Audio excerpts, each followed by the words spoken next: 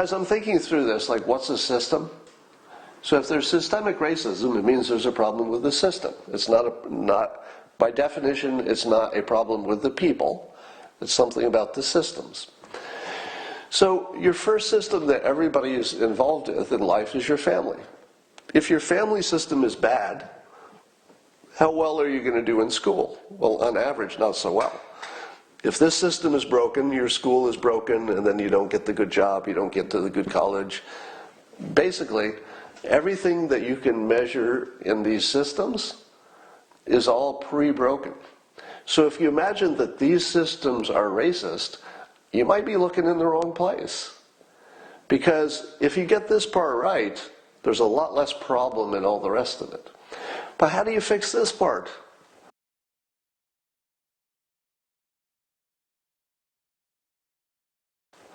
You know, I think conservatives are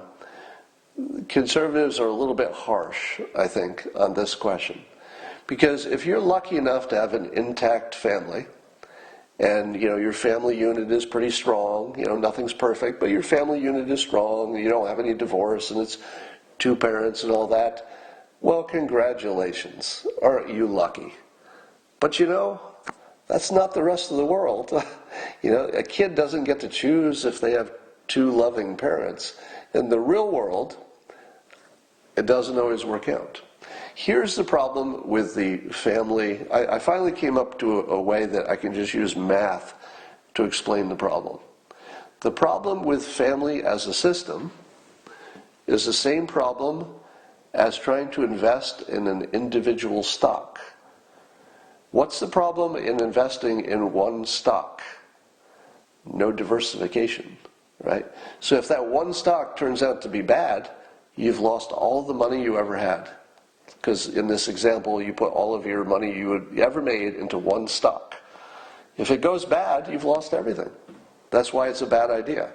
Instead, you buy a basket of stocks that represent the whole market. Some of them can be bad, some of them can be good, but on average, they'll be more good than bad. So that's just using math to learn how to invest. The family unit's the same problem. You got two parents. What are the odds that both of them are good? Meaning that one of them's not an abuser, one of them's not a pedophile, one of them's doesn't have a drug problem, one of them isn't cheating. What are the odds that you get two good ones? Well, there are lots of people who got lucky. Maybe a third of the country, I don't know what the number is, but maybe a third of people got lucky and they got a strong family unit. But I don't think it's more than a third. I'll bet 2/3 have at least one bad parent or none, or no good parents, right? So what could you do to compensate for the fact that you don't have diversification in your family? So if you get a bad one, you're in bad shape. Now imagine, if you will, that you also have the ripple effect from the legacy of slavery, the original sin. Is it likely that even these many years after it, and Dave Chappelle makes a good point, Dave Chappelle's great-grandfather was actually a slave. He was actually a slave. And so as Chappelle says, that's today. If you knew somebody, or you can name somebody in your own family who was actually a slave, that's today. That's his point, that ripple effect is not like some tiny ripple from a million years ago. It's pretty present. If you look at history in general, it's kind of close. And so one could imagine that would have effects on the family, which would then have a ripple effect all the way through. Now, what do you do about that? Nobody knows. Nobody knows.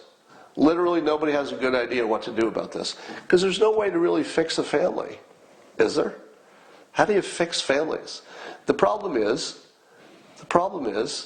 math. There's a simple diversification problem, and you just can't diversify with just two people. The math doesn't work.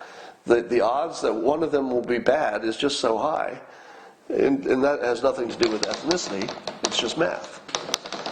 There aren't that many good people in the world that you could expect most people to have two good parents.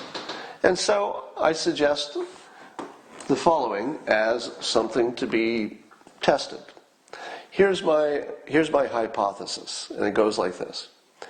There are some people in some situations that need something more like a tribe. Now, we're not getting ethnic here. Tribe applies to Antifa, all the white people in Antifistan. It feels like they have built a tribal kind of society, which is why I'm so interested in it. If you look at the videos coming in of Antifistan, there are two things that occur to me. One, it's not economically viable. In other words, it can't last because it doesn't have the systems in place to make it last. So that's obvious. But number two, they seem to be having a good time. Right? They seem to be having a good time. Secondly, I don't think there's been that much violence compared to how much you would expect without police, right? And I wonder if there are not, at least for some period of life, a situation where you'd be better off in a village. And here's why. If you have two parents, what are the odds that one of them would be a good mentor? You only have two, but let's make it harder. You only have one parent. Very common, right? Well, how many households have one parent? It's big. It's like 40%, giant number. You only have one parent. What are the odds that that one parent has good advice for life? They might. They might. I would say that my mother had good life advice, so I got lucky. My father suggested that I go work for the post office because they have good benefits. So I had two parents. One of them, my mother, gave me extraordinary life advice, in a variety of ways. My father gave me the worst life advice I've ever heard in my whole fucking life, which is go get a job for the post office, which is where he worked, because the health care benefits are great. What if I'd had no parents who were good at giving life advice? What if there were none, right? That's got to be very, very common.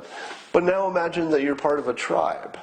And you can define tribe any way you want, but let's just say it's a loose structure of people who have some mutual support there. Well, the odds that at least one person in the tribe has some good advice is pretty good. It's pretty good. So the argument that I'm going to make is just math, that there might be some people in some situation, not you. If a family works for you, do the family. That seems like a pretty good deal. But I just don't think it works for everybody. And I think we have to recognize there's not one size fits all. Now, a trend that I think supports this idea, the tribal experiment idea, is that apparently young people are growing up slower. Have you heard that? Now, I don't know exactly what that means, but there's some sense that even biologically, the young people are not, they're not maturing in the same way as in the past. In the old days, if you were 16, you could run a business, literally. Like, a friend of mine was running a bowling alley. He was in charge. He was the boss. His father had invested in it, and he just ran the bowling alley. So he was running a business completely at age 16. How did it work out? Great. He went on to become a rich entrepreneur. He's retired and travels around and golfs now. Now, was that experience, but how often does that happen today? Do you know any 16-year-olds who are running adult businesses? I mean, I think people are just postponing the adult part as long as possible. And I think if you've got people who have aged out of high school, they're not in college, but they're not yet mature enough to have their own family, what do you do with them? What do you do with people who are not so young, their parents are taking care of them, but they haven't matured to the place where they can just start their own family or go into business and be a good citizen? There's a whole bunch of people who need a little extra maturing, and maybe college is not their calling. What do you do with them? Well, it could be this. It could be Antifistan. It could be a tribe. And if you get the first part right, in other words, if you don't break a kid in the first few years of their life, if you get the first few years right, that's a pretty good basis for the other systems to work out. So here's my overall point. When we talk about systemic racism, we're talking about everything from college to jobs to banking and loans to basically everything, right? The legal system. But is it not true that every one of those systems is really just an outcome of the very first system being broken? The first system being the family. And I think that's the conservative view. But what's not the conservative view is that the way to fix it is just have a better family. That's not a thing, conservatives. Let me speak to the conservatives who are listening here. If your advice for black people is have better families because that's what worked for you, that's terrible advice. I mean, it would be great if you could do it, right? If that were something people could just want to do. Oh, now you told me.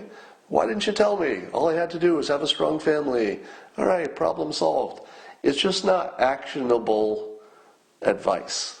It's just useless to have that opinion because it doesn't help anybody.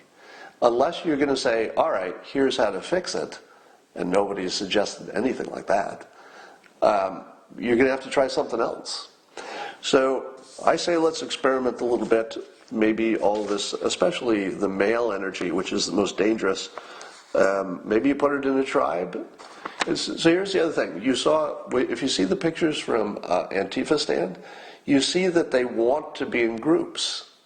You know, they had a dodgeball pickup game that didn't go well because they don't have rules. But the fact that they just wanted to be together in a tribal kind of situation, it might be that that's exactly what they need, but maybe you do that for a few years, and then you're mature enough, and then you say, I met somebody in my tribe, now we're going to go start a family, but now we're ready. We've matured enough, we got some good mentoring, you know, we're in a good situation, and now we'll go to the next system because we're ready.